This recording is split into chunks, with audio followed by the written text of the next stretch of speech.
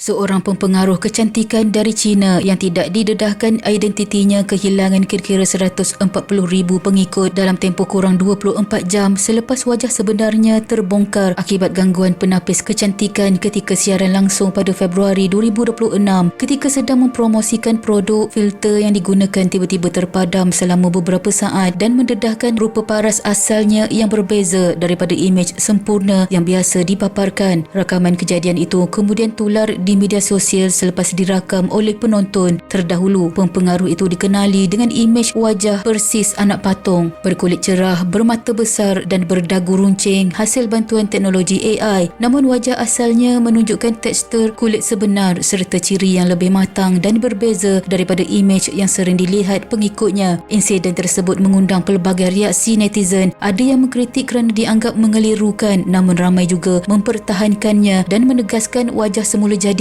tetap menarik. Perkara ini sekaligus mencetuskan perdebatan tentang standard kecantikan tidak realistik di media sosial serta kesannya terhadap keyakinan diri pengguna.